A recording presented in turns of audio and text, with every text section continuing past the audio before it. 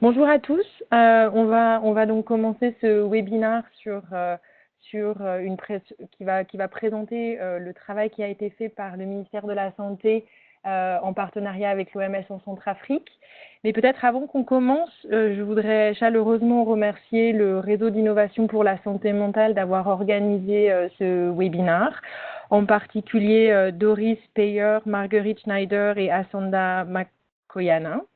Remercier le ministère de la Santé centrafricain qui est aujourd'hui représenté par le docteur Caleb qui est avec nous et pour l'implémentation du programme qui est en cours en Centrafrique avec le soutien de l'OMS et du bureau régional et du bureau pays et avec Martin qui est également en ligne et qui va nous faire une présentation.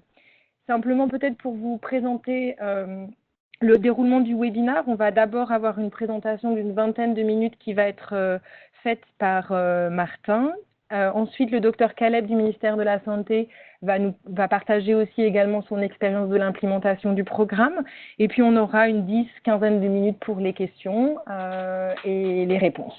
Voilà, Martin, je te laisse la parole.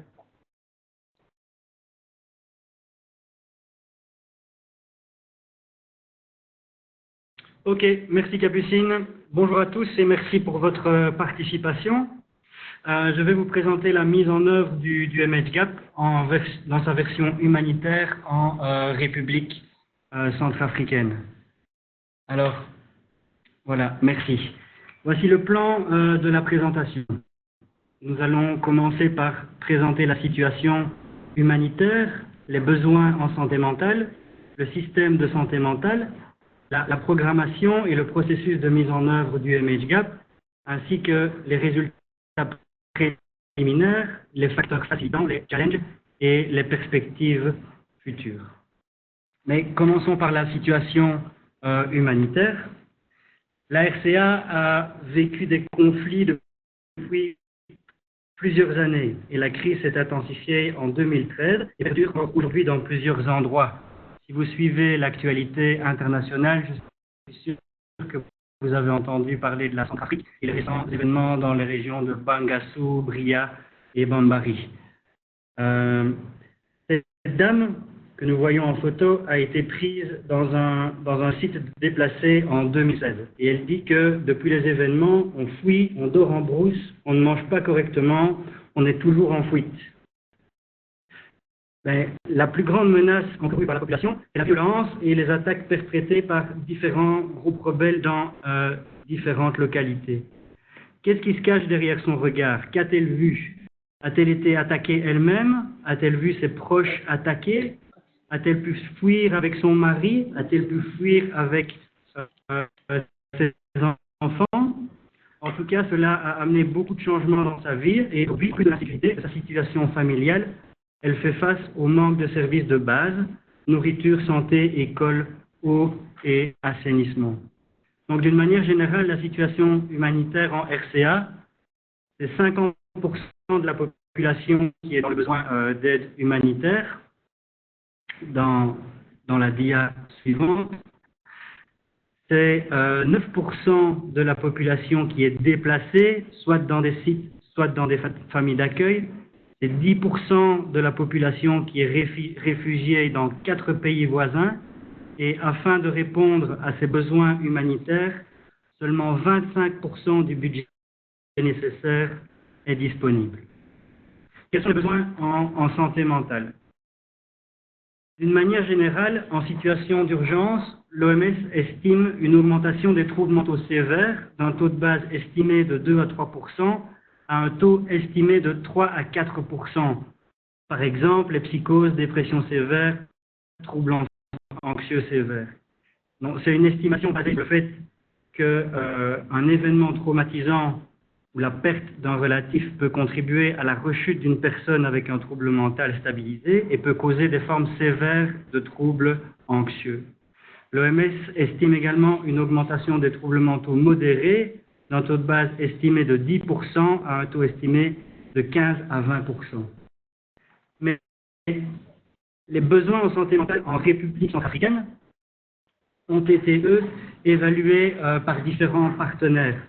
Par exemple, le rapport de Save the Children, d'Action contre la faim, et de International Medical Corps sont très intéressants et ils rapportent tous une détresse psychologique de la population suite à un événement traumatisant, mais ils rapportent également une prévalence importante des troubles anxieux, incluant l'état de stress post-traumatique, mais d'autres conditions comme l'abus de substances, comme par exemple le tramadol qui est largement utilisé en Centrafrique.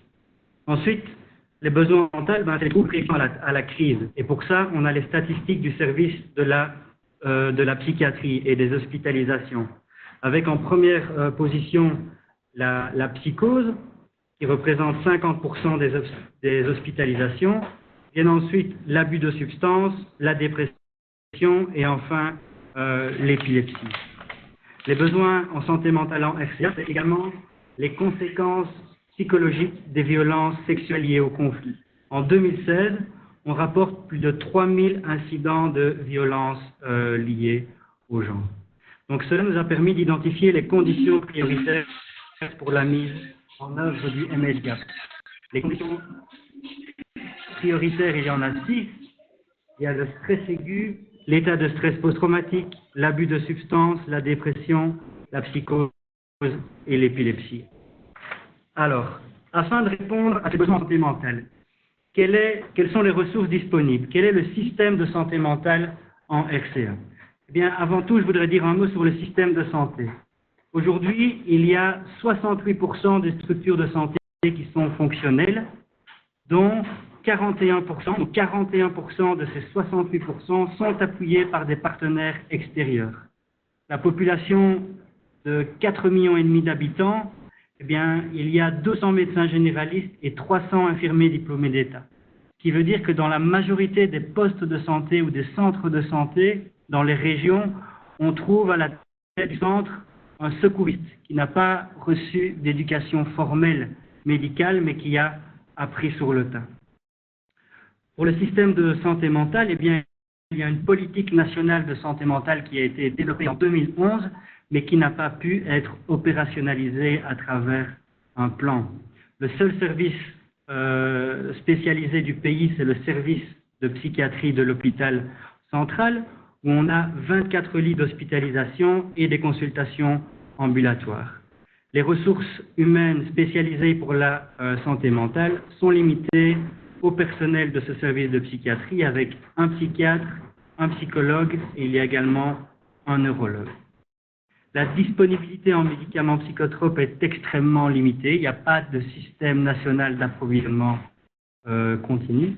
Et il y a également un groupe de travail en santé mentale. Pendant les urgences humanitaires, la réponse est organisée en différents clusters. Et il y a un cluster santé, et au sein de ce cluster santé, les différents partenaires actifs au niveau de la santé mentale et de soutien psychosocial se regroupent toutes les 2 semaines pour coordonner leurs activités. Donc le groupe est composé d'ONG locales, d'ONG internationales et d'agences onusiennes. Il y a un plan d'action opérationnel qui est développé, mais il y a également un sous-cluster protection de l'enfant et un sous-cluster violence basée sur le genre qui s'occupe aussi des activités de soutien psychosocial. Alors, à titre d'exemple, pour le service de psychiatrie, voici le nombre annuel de consultations. Donc, les consultations ont augmenté de 400% au cours des 10 dernières années et le nombre de nouveaux cas a augmenté de 400 en 1996 à plus de 1400 en 2016. Donc, une augmentation de plus de 1000 en 10 ans. Au niveau de la programmation du programme, nous nous basons sur les références internationales. Il y a d'abord le document SPHERE qui définit les standards minimums dans les situations d'urgence humanitaire et qui recommande qu'il y ait au moins un membre du personnel de chaque établissement de santé qui gère les problèmes graves de santé mentale chez les adultes et chez les enfants. Il y a également le comité permanent interorganisation, donc l'IASC, qui donne des recommandations sur les activités de santé mentale et de soutien psychosocial dans les situations d'urgence. selon la pyramide d'intervention que vous connaissez. Donc, d'après les 4 W du cluster santé, en RCA, la majorité des activités se trouvent au niveau 3, au niveau des soutiens psychosociaux individuels. Et on a noté 143 formations sanitaires qui sont appuyées par des partenaires pour le soutien psychosocial individuel. D'une manière générale, les partenaires déploient des spécialistes internationaux et recrutent localement des agents psychosociaux qu'ils forment et qu'ils supervisent eux-mêmes. Quant aux services cliniques des structures publiques, avant la mise en œuvre du MHGAP, seuls 27 médecins généralistes actifs du ministère de la Santé avaient reçu une formation en santé mentale qui n'avait pas pu être suivie d'une supervision active. Donc aujourd'hui, le MHGAP, dans sa version humanitaire, fait partie des plans de plusieurs partenaires internationaux, mais aussi du Programme national de santé mentale, avec le soutien de l'OMS. Donc, le MHGAP, guide d'intervention humanitaire, il a justement été développé pour répondre aux besoins spécifiques des situations d'urgence. Des ressources limitées, une durée limitée pour la formation et un accès limité aux spécialistes et aux médicaments. La mise en œuvre du MHGAP en Centrafrique, elle est financée par le gouvernement japonais dans le cadre d'un programme d'urgence plus général.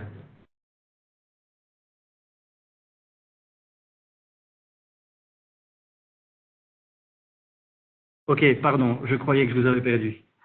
Donc c'est un programme qui a débuté en février 2016 jusqu'en 2017, dont font partie les activités de santé mentale. Alors quels sont les objectifs du MHGAP? L'objectif c'est le renforcement de la couverture, donc l'accroissement des services et le renforcement de la qualité des soins aux personnes souffrant de troubles mentaux, neurologiques et liés à l'utilisation de substances. Il y a 3 composants, l'élaboration de plans ou de stratégies, le renforcement de capacités des ressources humaines et la prise en charge des troubles mentaux dans le cadre de santé, dans le cadre général de santé. Nous avons donc développé un plan d'action opérationnel pour sa mise en œuvre, mais je vais maintenant vous expliquer le processus de sa mise en œuvre.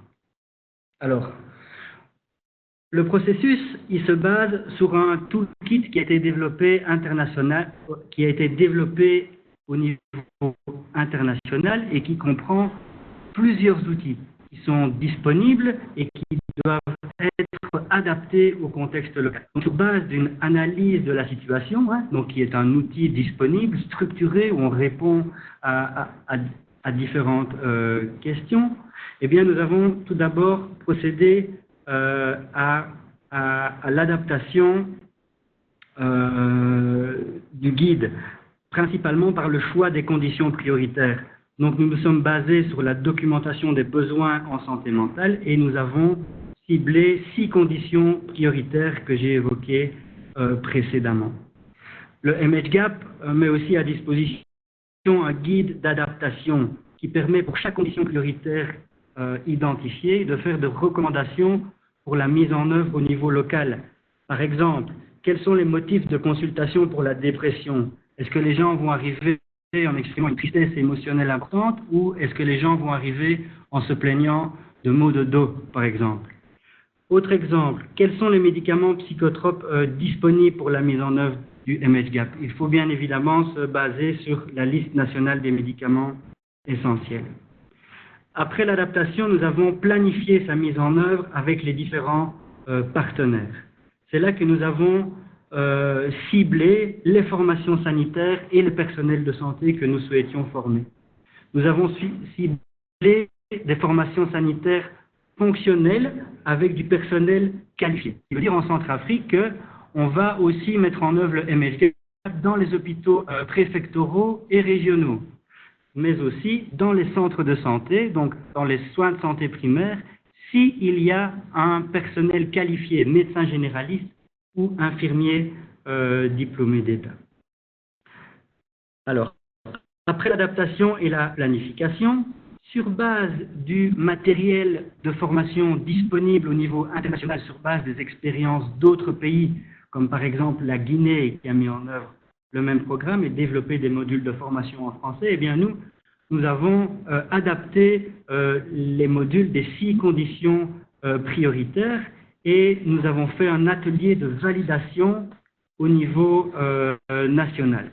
Donc les spécialistes locaux sont venus pour présenter les modules de formation devant leurs pairs et recevoir des commentaires afin de les valider. C'est donc par exemple le neurologue qui est venu présenter le module sur l'épilepsie. Donc tout ce processus, adaptation, planification, développement du matériel de formation et validation, nous a permis de créer un pool de formateurs et de superviseurs du MHGAP.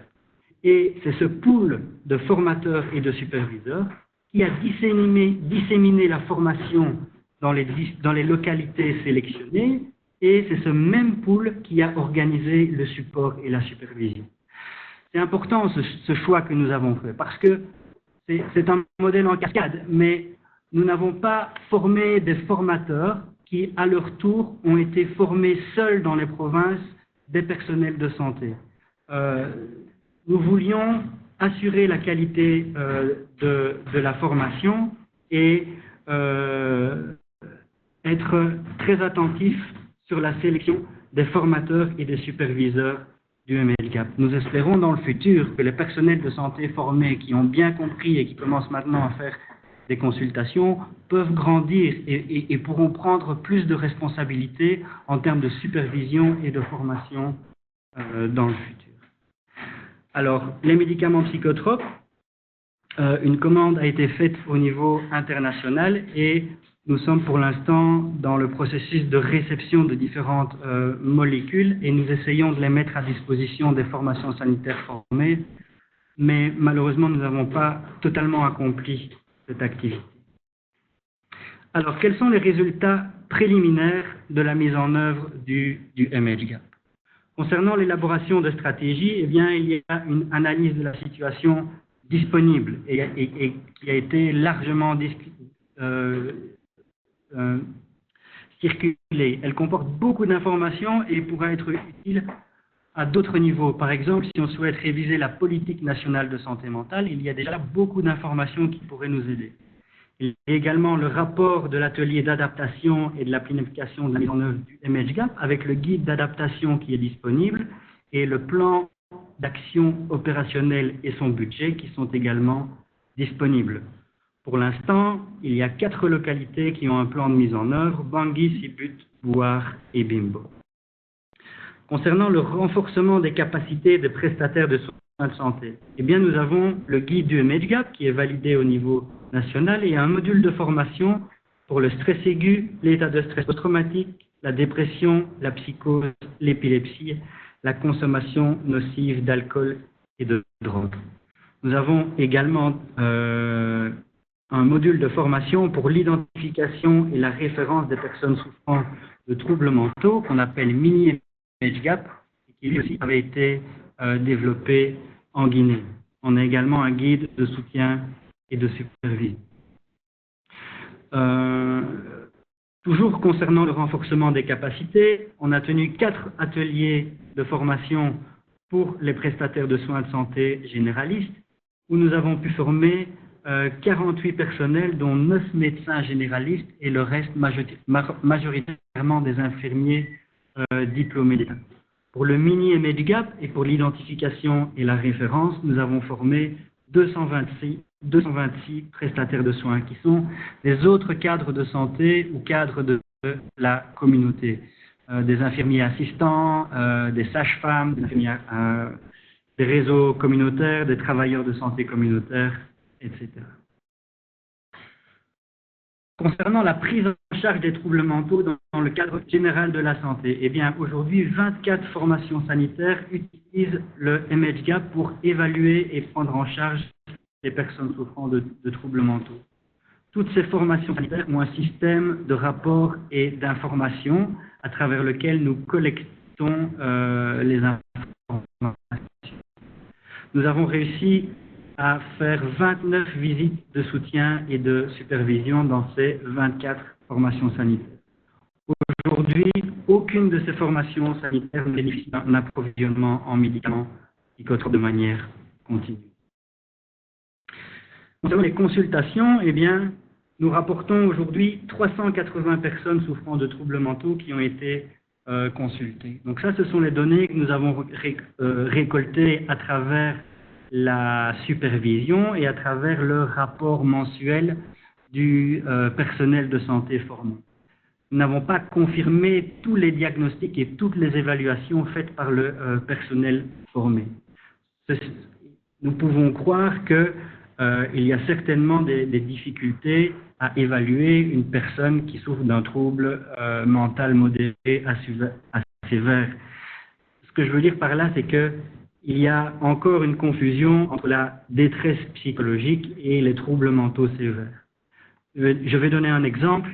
Dans un hôpital où nous avons formé le chef du service de traumatologie ici à Bangui, il a reçu un jour 74 étudiants d'un collège voisin qui venaient de vivre une attaque à la grenade. Et selon lui, eh bien, les 74 étudiants qu'il a reçus souffraient de stress aigu. Voilà la difficulté de différencier la détresse psychologique et les autres troubles mentaux. Maintenant, il y a d'autres succès en termes d'évaluation et de prise en charge. Le même major du service de traumatologie qui disait avant la formation que dans son service, il ne recevait aucun cas de santé mentale, eh bien aujourd'hui rapporte des cas qu'il a pu évaluer, comme par exemple une personne qui avait été référée d'une province, il y avait une attaque dans un village, elle avait été sévèrement blessée à l'arme blanche, et il a là-bas correctement évalué un stress aigu. Il a également reçu une personne qui, ivre la nuit, était tombée dans un trou et s'était fracturé gravement la jambe. Il a pu, grâce au MHGAP, gérer le sevrage alcoolique à risque vital. Et enfin, il a reçu une personne qui a fait une crise convulsive lorsqu'elle était en train de cuisiner et elle est tombée dans le feu. Il s'est gravement brûlé la jambe. Donc, elle est arrivée au service de traumatologie. Puis des soins de la jambe, le major a pu diagnostiquer et prendre en charge l'épilepsie. D'où l'importance du support et de la supervision pour clarifier avec le personnel formé les notions cliniques et d'où également l'importance d'une formation de recyclage pour ces personnels formés. Alors, quels ont été les facteurs pour la mise en œuvre du programme en Centrafrique? Nous disons d'abord la place accordée à la santé mentale. Récemment, c'était la Journée mondiale de la santé, le thème c'était la dépression, et nous avons eu la première dame de Centrafrique qui s'est déplacée au service de psychiatrie et qui reconnaît qu'il faut accorder une place importante à la santé mentale. De la même manière, les cadres du ministère de la Santé, les responsables de l'OMS et de différents bailleurs de fonds ont tous la santé mentale aujourd'hui dans leur agenda. Deuxième facteur facilitant, le leadership et la gouvernance pour la santé mentale. Il existe un programme national de santé mentale en RCA qui est coordonné par le Dr Kété, ici présent, et ça c'est un vrai facteur facilitant.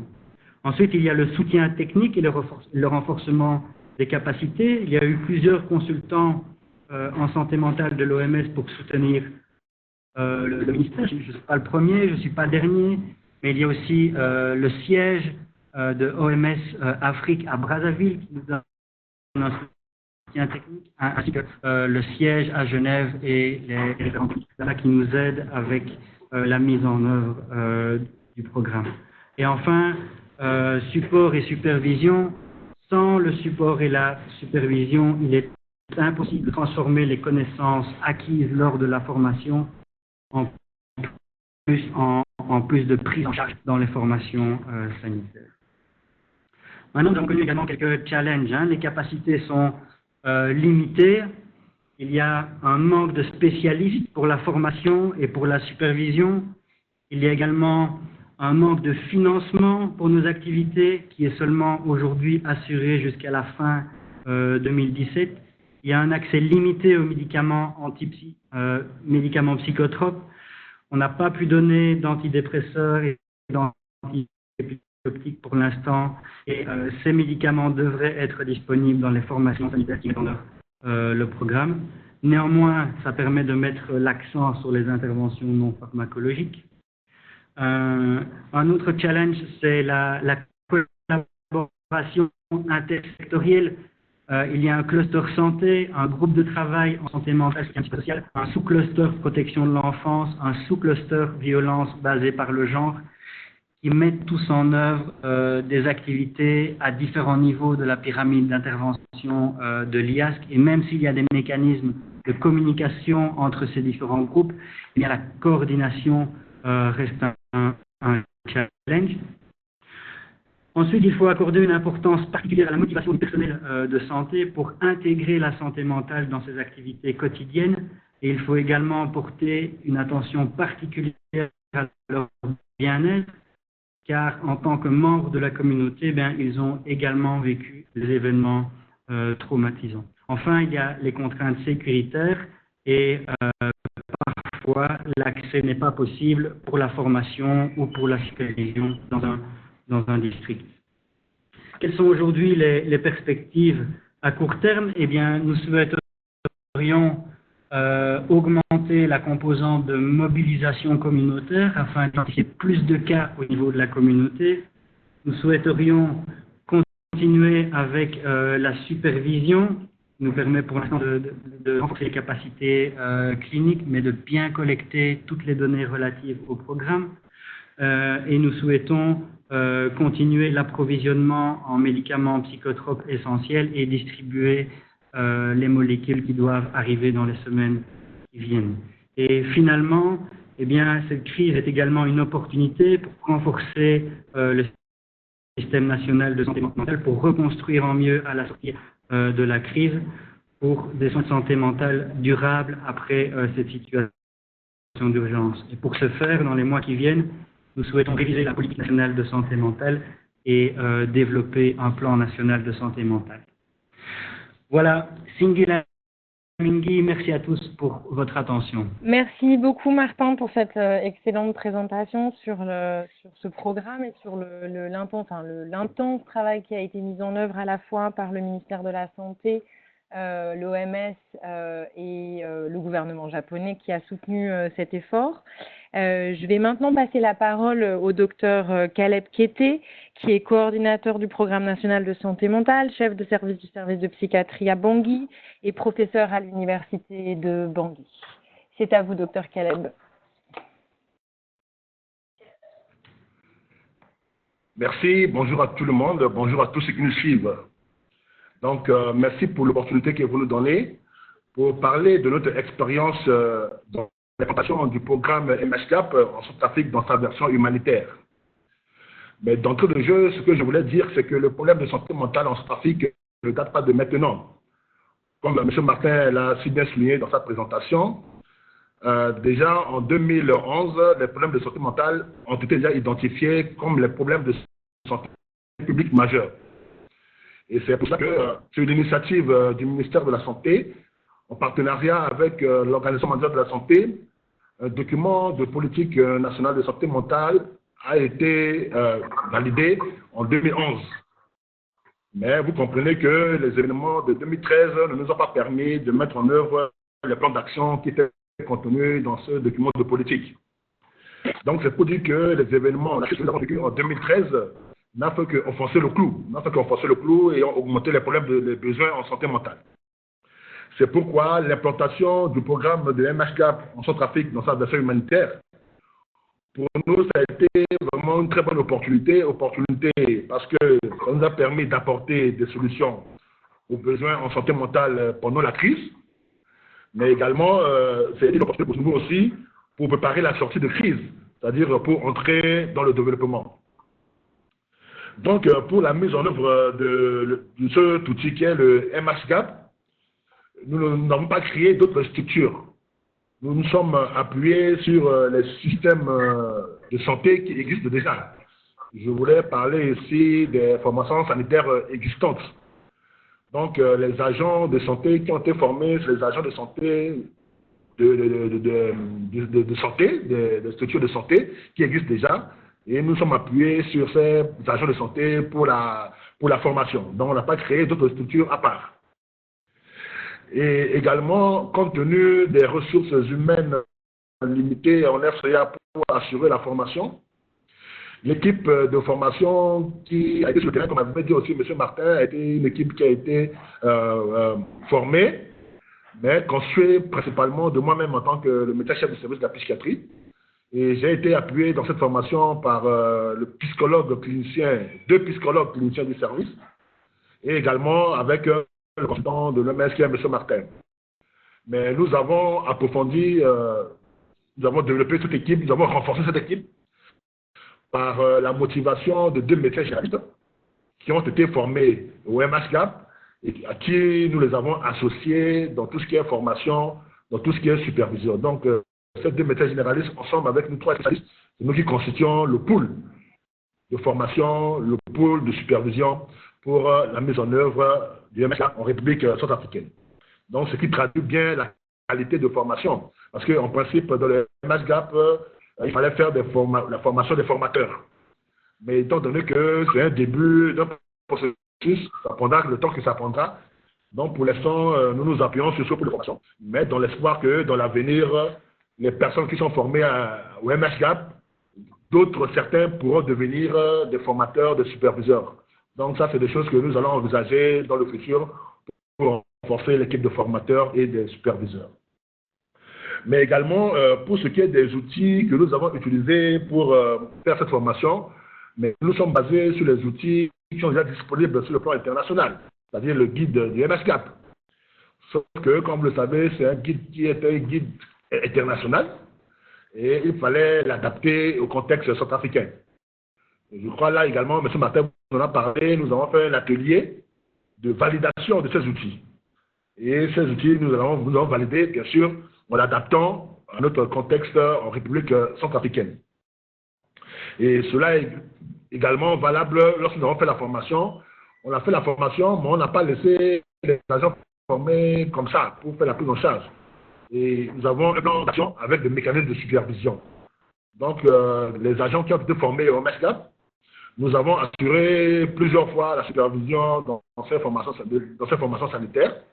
Et bien sûr, en utilisant le support du MHGAP pour les supervisions qui existent déjà. Et ça a donné de bons résultats. Donc, voilà un peu ce que je pourrais vous dire en ce qui concerne notre expérience personnelle dans la mise en œuvre de MHGAP en Centrafrique.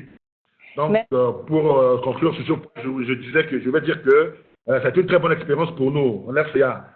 Et nous osons penser et croire de pouvoir continuer à le développer dans tout le pays, avec bien sûr l'appui des partenaires, avec tout ce que Martin vous a dit en termes de moyens qui sont limités. Donc voilà, merci mille fois, Dr Caleb. Merci mille fois, Dr Caleb, pour cette intervention. Merci. Je crois que je voudrais simplement peut-être résumer un peu les points qui m'ont semblé essentiels dans ce que vous avez décrit avec Martin.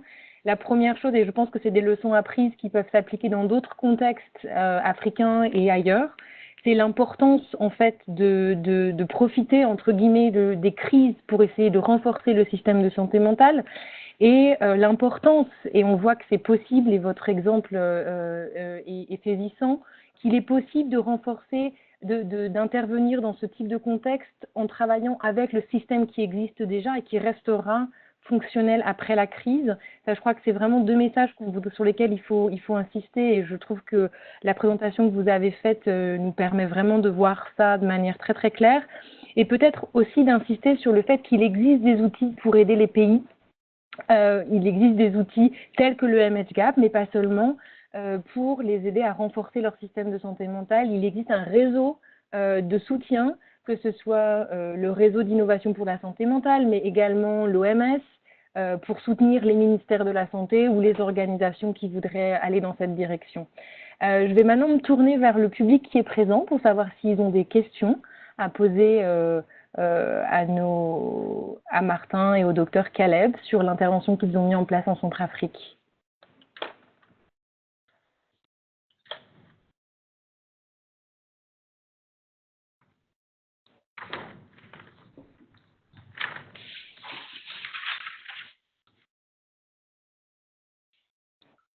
Je vois qu'il y a des questions de la part de Kemo et de la part de Brian.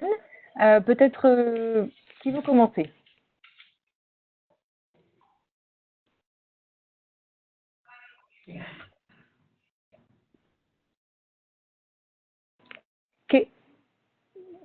Brian, est-ce que vous voulez commencer par poser une question?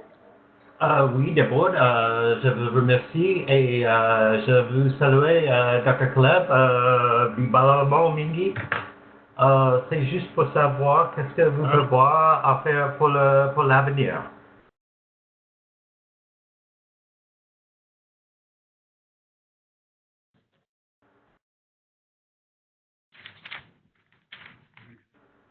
Pardon pour mon français.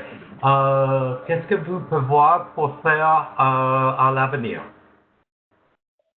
Il faut surtout pas vous excuser pour votre français. Je pense peut-être qu'ils ont peut-être pas, il y a peut-être un délai en fait avec l'internet. Savoir ce qui est prévu pour les prochains mois et les prochaines années, je crois. Martin, docteur Caleb?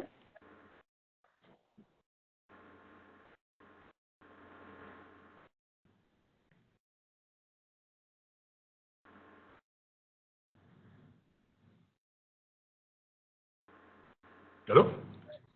Allô? Docteur Caleb, est-ce que vous êtes là? Allô? Oui. Oui. Oui, je vous écoute. J'ai bien compris la question. Merci, j'ai bien compris la question.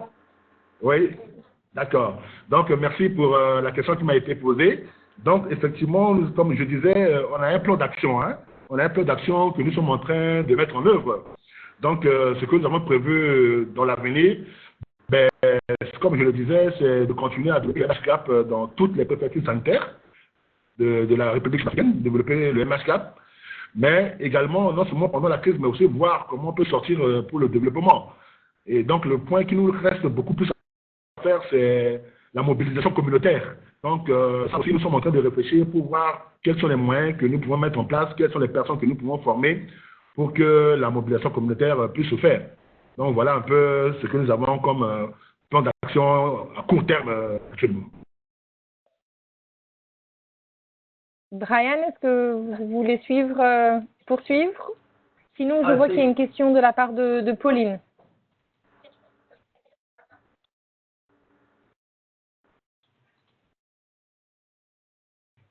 Je laisse à Pauline poser des questions.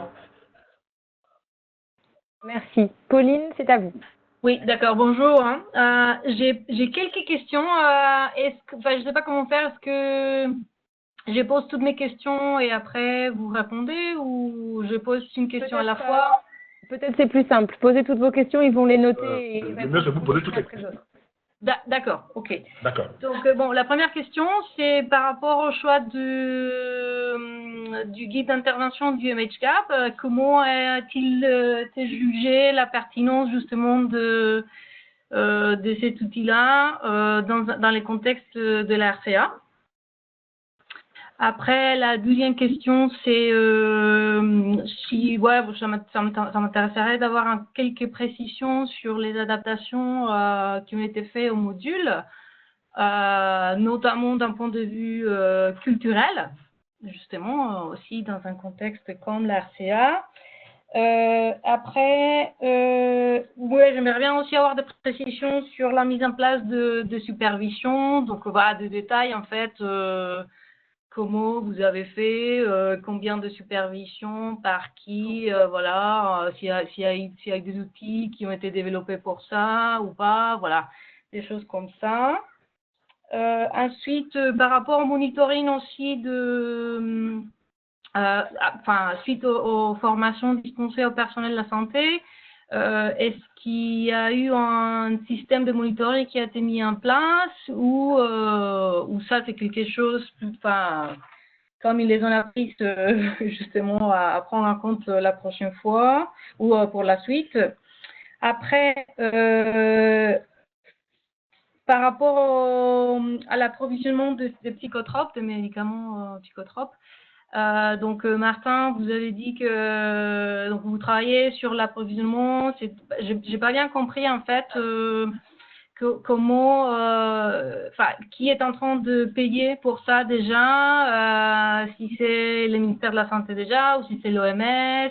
Si c'est l'OMS, qu'est-ce qui est envisagé justement pour comment dire, pour mettre en place quelque chose de durable par rapport à tout ça. Et puis dernière question, c'est par rapport aux partenaires. J'imagine que il y avait que l'OMS comme partenaire, donc j'aimerais savoir aussi s'il y a eu d'autres partenaires qui ont participé dans ces projets-là en fait.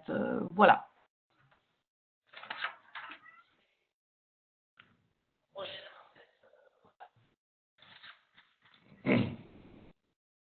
J'ai fini. Oui, merci. Ok, merci Pauline. Donc, je vais tenter de vous apporter quelques éléments de réponse par rapport à vos questions et je crois que M. Martin pourrait compléter aussi. Donc, je commence d'abord par la pertinence du choix du guide. Donc, effectivement, le guide du MHCAP est un guide qui est vraiment très bien fait, que de notre côté, nous avons très bien apprécié, comme aussi bien dans sa forme que dans le fond du document. Mais comme on l'a dit tout à l'heure, c'est un document international et qu'il fallait l'adapter à notre contexte. Et évidemment, comme je le disais tout à l'heure, dans le MHCAP, on a 10 conditions. Et pour la Centrafrique, en période de crise, il nous est très difficile de faire mise en œuvre de toutes ces 10 conditions. Et c'est pour cela que nous avons fait un atelier d'adaptation qui consiste d'abord à identifier quelles sont les conditions qu'il faut prendre en compte maintenant en période de crise là, et puis les autres, on pourra les développer plus tard. Donc, c'est ainsi que, par rapport à nos réalités, par rapport aux pathologies que nous rencontrons dans le service, et également dans le pays, donc c'est ce qui nous a amené à choisir 6 conditions sur les 10. Mais la pertinence, c'est que les 6 qui ont été choisies sont les 6 conditions qui sont les plus aiguës, les plus fréquentes pendant cette période-là. Ça, c'est la première chose. C'est ça qui nous a motivé pour le choix de ce guide. Mais également, en ce qui concerne l'adaptation des modules même sur le plan culturel, effectivement, pour ces 6 conditions que nous avons choisies, on a appelé certains spécialistes et avec eux, on a échangé pour ce qui est de l'aspect culturel que nous pouvons apporter dans le document. Effectivement, la première des choses sur le plan culturel, c'est d'abord la croyance. La croyance des causes, la croyance sur les causes des maladies mentales en Afrique d'une manière générale, et on regarde particulièrement.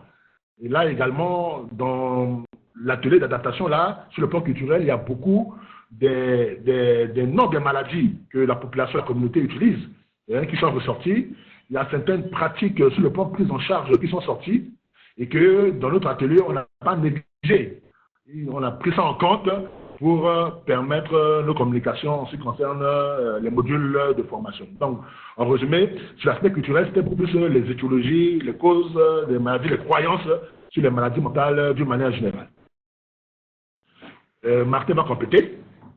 Ok, merci pour les questions. Alors, concernant la supervision, Dr Caleb a expliqué qu'on avait un pool de formateurs et de superviseurs du MHCAP, et c'est ce pool qui organise les visites de supervision. Pour l'instant, on a réussi à mener 29 visites de supervision dans 24 formations sanitaires qui mettent en œuvre le programme. Concernant les outils, le MHCAP, au niveau international, a développé un guide de support et de supervision qui explique la dynamique de la supervision et qui donne aussi des outils. Donc nous avons sélectionné les outils de supervision. On a sélectionné le rapport mensuel, évidemment, qui permet de collecter le nombre de consultations. On a sélectionné le rapport de l'établissement de santé qui permet d'avoir une idée sur l'aspect administratif du programme. Est-ce que le guide est disponible? Est-ce que le tableau principal est disponible? Est-ce qu'il y a la confidentialité dans la salle de consultation? Ce genre de choses.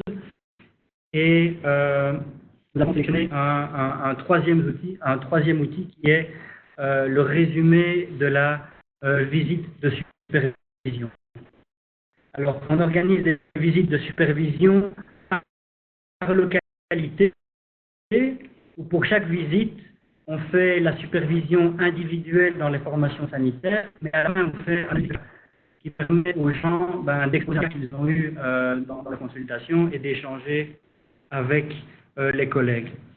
De la même manière qu'au niveau international, il y a un guide de support et de supervision, il y a également un guide de suivi et d'évaluation avec le cadre logique de mise en œuvre, mais aussi tous les indicateurs de la mise en œuvre en fonction des activités que vous sélectionnez pour votre contexte.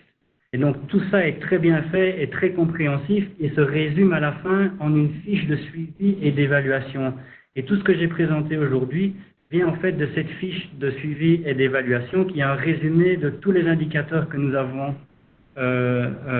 sélectionnés. Les médicaments psychotropes, pour l'instant, c'est une commande que l'OMS a passée avec l'argent du budget du gouvernement japonais. C'est certainement pas une solution durable, c'était une solution à court terme, mais même cette solution à court terme, nous avons toutes les difficultés pour faire parvenir les molécules dans le pays. Et la solution envisagée par l'OMS pour le futur, c'est d'établir au niveau national des kits pour les formations sanitaires. Et nous avons développé un kit de santé mentale pour les formations sanitaires qui mettent en œuvre le MHGAP et pour le service de psychiatrie. Parce que l'importation de toutes les molécules nécessite des licences d'importation signées pour les médicaments psychotropes. Et donc c'est ça qui nous retarde et c'est ça qui pourrait retarder un kit qui comprend les médicaments génériques. En ce qui concerne l'appui des partenaires, c'est vrai, le partenaire traditionnel du ministère de la Santé, c'est l'Organisation mondiale de la santé. Mais ça n'est pas à ce niveau parce que nous avons eu la chance de bénéficier aussi de l'appui de certaines ONG internationales, voire même de certaines ONG nationales. Je voudrais citer par là pour les ONG internationales IMC, l'International Medical Corps. Nous voulons citer également Action contre la faim qui nous ont appuyés. Mais également, il y a certaines ONG nationales, et particulièrement une ONG qui s'appelle ACA, Association Cœur Amour, qui nous porte main forte dans la mise en œuvre de cet outil qui est le MHGAP. Merci beaucoup pour tous ces éléments de réponse. Merci Pauline pour toutes ces questions. J'ai une question de Marie en fait qui a été écrite, donc je vais simplement poser sa question, qui est que finalement dans les défis que vous avez présentés, il y a un arrêt des financements à la fin de 2017. Et donc la question de Marie, c'est comment est-ce que vous pensez mettre en œuvre l'extension de ce programme dans tout le pays, sachant que les financements s'arrêtent à la fin de l'année.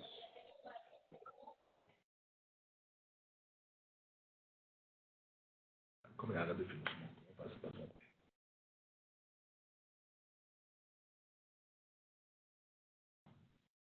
Ok. Bon, merci pour la question. C'est effectivement une préoccupation majeure. Notre vision, c'est que d'ici la fin de l'année, si nous arrivons à mettre à jour la fiche de suivi et d'évaluation du programme et que nous reportons un nombre de formations sanitaires qui mettent en œuvre le programme, ainsi qu'un nombre de consultations par mois par formation sanitaire. Ça voudra dire qu'on a consolidé la mise en œuvre du programme et que les personnels qui ont été formés tout au cours de l'année 2007 ont pu transformer ces connaissances en plus de prise en charge. Donc, c'est un signal fort pour les potentiels bailleurs de fonds. À cela, nous souhaiterions combiner la révision de la politique nationale de santé mentale et le développement d'un plan national de santé mentale. 3 ou 5 ans, mais en tout cas, la première année avec un budget. Donc, ce que nous souhaiterions faire, c'est d'ici la fin de l'année, consolider les acquis et les documenter de manière scientifique à travers les outils disponibles et combiner avec un plan national de santé mentale pour 1 an. Nous croyons qu'avec ces deux choses, nous pourrions approcher plus facilement de potentiels bailleurs de fonds pour la mise à l'échelle dans d'autres localités du programme l'année prochaine. Mais le MHGAP, c'est principalement l'organisation des services, mais le programme national de santé mentale, il doit aussi grandir à d'autres niveaux. Pour l'instant, le Dr Kété, il coordonne tout de sa salle de consultation au service de psychiatrie. Donc il faut aussi avoir plus de ressources à ce niveau-là, et il y a également d'autres aspects qu'on pourrait prendre en compte dans un plan national. Mais voilà, c'est un problème majeur. Avec la consolidation des acquis, la révision de la politique et un plan disponible, nous souhaiterions pouvoir attirer plus de bailleurs de fonds et avoir les ressources nécessaires pour continuer la mise en œuvre. Merci beaucoup à tous les deux. Est-ce qu'il y a dans l'audience des questions? Sinon, il y a des questions qui ont été posées par les gens qui se sont enregistrés au webinaire que je vais, moi, vous poser. Mais avant ça, est-ce qu'il y a des questions dans l'audience qui est présente aujourd'hui?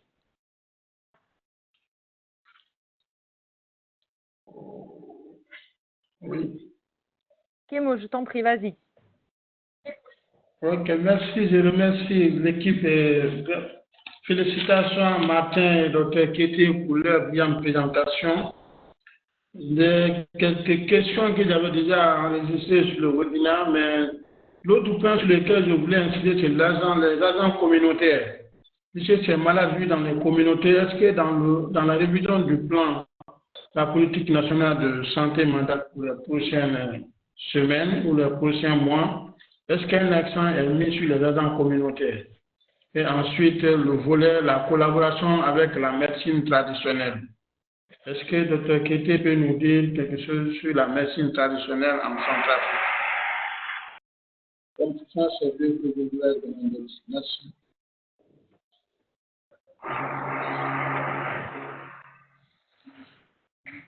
Ok, merci pour ces deux préoccupations.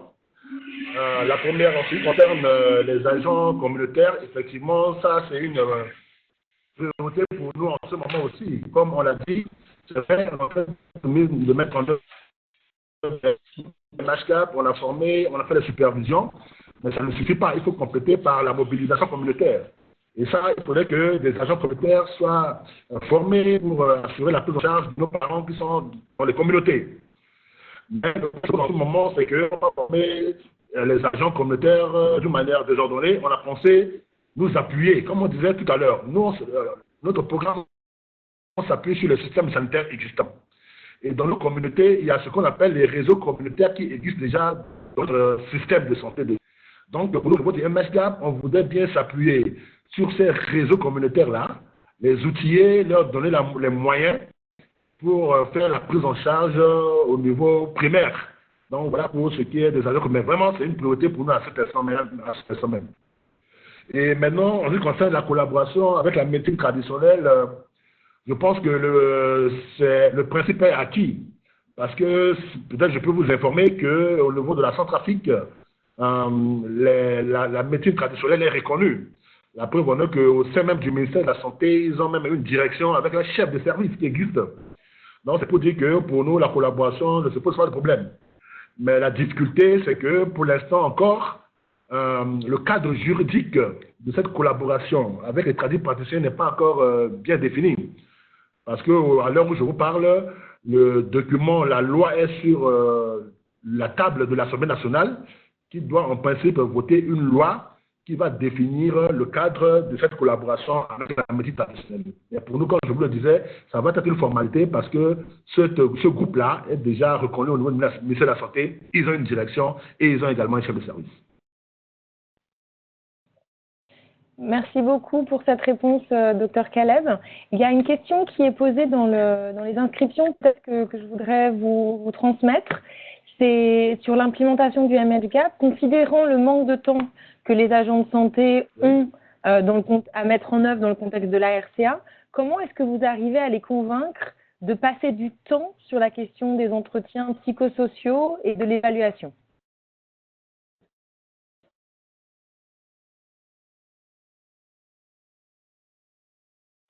Effectivement, ça c'est un boulot d'étranglement parce que c'est ce qui est ressorti lorsque nous avons effectué les supervisions.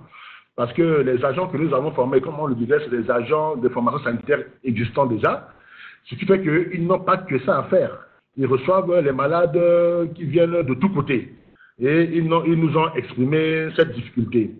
Donc, pour essayer de répondre, ou bien de surmonter cette difficulté, ben, il est question maintenant d'élargir le cercle de formation. Parce que dans une formation sanitaire, le problème qui se posé, c'est qu'on n'a pas assez de personnes qualifiées, les diplômés d'État dans ces formations sanitaires. Si on avait 4, 5 dans une formation sanitaire, on allait les former et puis leur attribuer les tâches. Et puis, pourquoi pas attribuer une tâche rien que dans le domaine de la santé mentale. Mais c'est non seulement l'insuffisance de personnes qualifiées, et puis également le nombre insuffisant de personnes qui a fait qu'ils sont vraiment surchargés, ceux qui assurent cette prise en charge. Mais je pense que le mieux serait qu'on puisse élargir la formation des agents pour que ces personnels-là soient vraiment disponibles pour prendre leur temps. Parce que généralement, il faut quand même au minimum 15 à 20 minutes. Or, la personne se retrouve avec 20 malades devant lui en rang. Et lorsque quelqu'un rentre et fait 25 minutes, 30 minutes, ça pose énormément de problèmes. Et je crois que je suis avec M. Martin qui a fait la situation avec nous. Il peut compléter cet élément de réponse. Ben oui, comme vous l'avez dit, idéalement, si dans une formation sanitaire où on a un médecin ou un infirmier diplômé d'État formé au MHGAP qui peut évaluer et faire un programme de prise en charge minimale et ensuite référer cette personne vers un agent psychosocial qui a été formé à une technique d'intervention psychologique. L'OMS a également développé des outils à ce niveau-là et il existe des interventions qui sont disponibles. Mais à nouveau, c'est un autre programme avec de la formation, de la supervision. On a commencé avec ce qu'on pouvait par la gestion clinique, avec les médecins et les infirmiers. On va augmenter avec la mobilisation communautaire à travers les réseaux communautaires et on espère pouvoir augmenter avec les interventions psychologiques et la formation des agents psychosociaux. Merci beaucoup pour cette réponse. Je vois que Marie a une question. Marie, je vous laisse la parole. Merci, Capucine. Je voulais juste poser une question au niveau des différents partenariats pour ces programmes. Dans les documents qui nous ont invités à cet événement, j'ai cru voir le nom de Julian, qui a été pendant plusieurs années conseiller en santé mentale pour le compte de CBM au bureau régional. Et je considère aussi le fait qu'au niveau de la fédération, dans les documents stratégiques, pour la période jusqu'à 2020, la santé mentale communautaire est considérée comme l'un des domaines d'intervention prioritaire, une initiative, comme ils disent, et considérant également qu'il y a une réflexion qui est en train d'être menée. Là, j'appelle du bureau régional qui est basé au Cameroun et qui est censé couvrir la République centrafricaine. Alors, les réflexions sont en train d'être menées pour le redéploiement de CBM en RCA. Alors, je voulais savoir si au niveau mondial, il y a eu des échanges, il y a eu une quelconque implication de CBM déjà pour ce programme. Merci.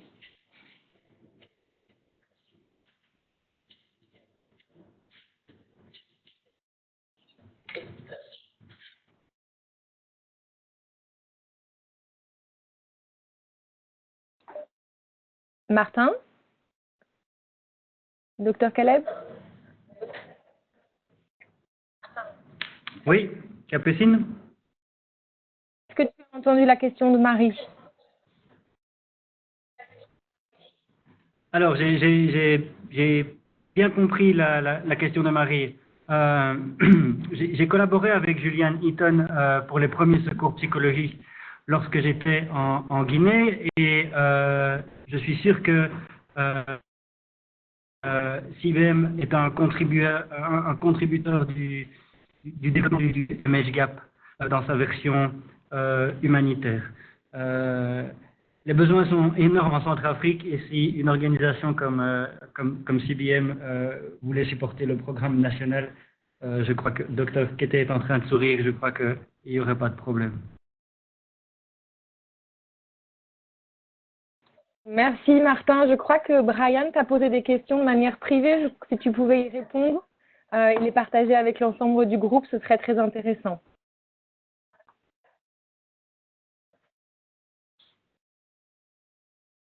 Bon, on n'a pas vu... On n'a pas vu... Peut-être tu peux regarder dans le chat. Sinon, peut-être Brian, vous voulez reposer Non, vos pardon. questions.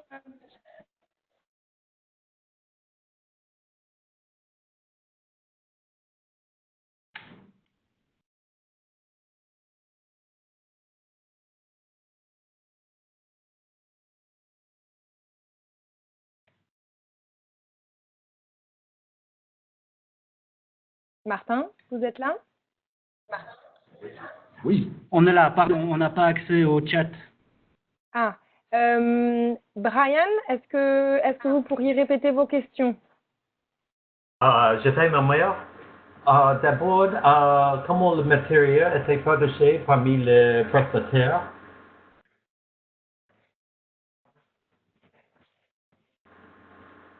Est-ce qu'on a passé le livre ou est-ce que comment la formation était faite?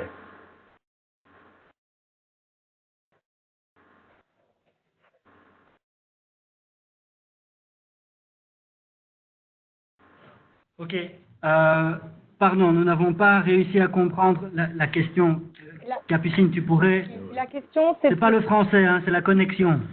La question, c'est comment est-ce que la formation était délivrée?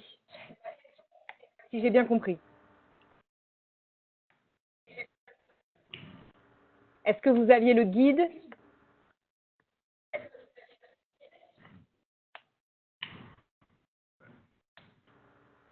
Donc, nous avons développé pour le cours de base sur les 6 conditions prioritaires un agenda de 4 jours pour lequel on donne le guide aux participants ainsi que le tableau principal du MHGAP, guide d'intervention générale. Donc, dans les 4 jours de formation, on a divisé par conditions prioritaires et avec les principes généraux de soins, c'est une demi-journée par condition prioritaire. Alors, il y a un guide du facilitateur et finalement, l'outil que nous avons le plus utilisé pendant la formation, c'est les vidéos qui avaient été développées en collaboration avec IMC et qui sont, il y a un lien disponible sur la page internet du réseau. Malheureusement, elles ne sont pas encore traduites en français. Donc, on parle soit anglais, soit arabe avec des sous-titres. Mais d'une manière générale, en Centrafrique, les participants ont très accroché avec la vidéo et le débat qui peut en suivre comme analyse de cas.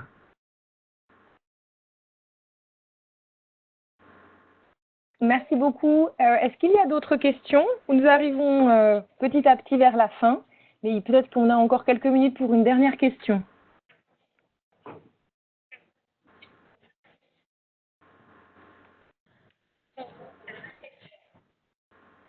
Bon, mais je vois qu'il n'y a pas de questions, alors peut-être on va clôturer cette présentation. Je voudrais vraiment remercier chaleureusement le ministère de la Santé qui est représenté par le docteur Caleb Kété, Martin, consultant pour l'OMS en Centrafrique, et surtout le réseau d'innovation pour la santé mentale qui a permis pour la première fois qu'il y ait un webinaire en français.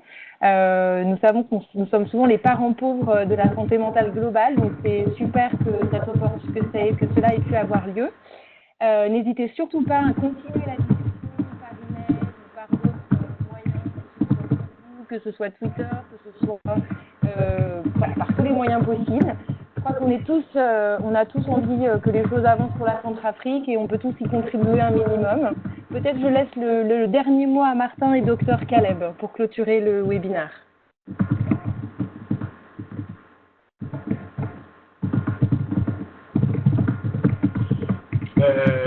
Mon mot, c'est vraiment un mot de remerciement pour cette opportunité que vous nous avez donnée. Donc, pour nous, vraiment, un grand merci parce qu'à travers ce que nous avons vécu cet après-midi, ça a permis de connaître les réalités du pays et ce que nous avons fait comme activité. Comme quoi, nous aussi, le problème du système mental nous préoccupe et nous sommes en train de tout mettre en œuvre pour aider nos parents qui souffrent. Mais comme on l'a toujours dit, la santé mentale est le parent pauvre de la médecine. Donc, nous invitons à travers cet entretien, nous sollicitons les bras pour nous prêter main force. Merci. Doris, do you want to say a few words? No, thank you everyone for participating in this webinar, and we're very excited to get it on the website for everyone who couldn't make it. We'll have the recording up, and we'll be able to take questions from anyone who sees it in the future on the web page. So hopefully we can keep this conversation going. Okay. Thank you very much. Bye-bye, everyone. Thanks, everyone. Merci beaucoup. Merci beaucoup. Merci, au revoir. Au revoir. Merci à tout le monde. Au revoir.